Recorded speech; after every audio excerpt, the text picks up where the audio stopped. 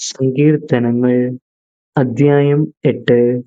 മനുഷ്യൻ സൃഷ്ടിയുടെ മകുടം. കർത്താവേ, ഞങ്ങളുടെ കർത്താവേ, ഭൂമിയിലെങ്ങും അവിടുത്തെ നാമം എത്ര മഹനീയം! അങ്ങയുടെ മഹത്വം ആകാശങ്ങൾക്ക് മീതെ പ്രകീർത്തിക്കപ്പെടുന്നു.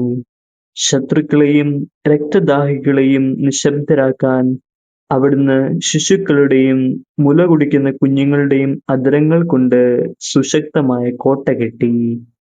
അങ്ങയുടെ വിരലുകൾ വാർത്തെടുത്ത വാനിടത്തെയും അവിടുന്ന് സ്ഥാപിച്ച ചന്ദ്രതാരങ്ങളെയും ഞാൻ കാണുന്നു.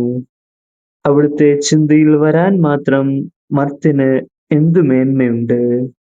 അവിടുത്തെ പരിഗണന ലഭിക്കാൻ മനുഷ്യപുത്രന് എന്ത് അർഹതയാണുള്ളത്! എന്നിട്ടും അവിടുന്ന് അവനെ ദേവദൂതന്മാരേക്കാൾ അല്പം മാത്രം താഴ്ത്തി മഹത്വവും ബഹുമാനവും കൊണ്ട് അവനെ മകുടമണിയിച്ചു. അങ്ങ് സ്വന്തം കരവേലകൾക്കുമേൽ അവന് ആധിപത്യം നൽകി. എല്ലാറ്റിനെയും അവന്റെ പാദത്തിനു കീഴിലാക്കി. ആടുകളെയും കാളകളെയും വന്യമൃഗങ്ങളെയും ആകാശത്തിലെ പറവകളെയും സമുദ്രത്തിലെ മത്സ്യങ്ങളെയും കടലിൽ സഞ്ചരിക്കുന്ന സകലതിനെയും തന്നെ. കർത്താവേ, ഞങ്ങളുടെ കർത്താവേ, ഭൂമിയിലെങ്ങും അങ്ങയുടെ നാമം എത്ര മഹനീയം!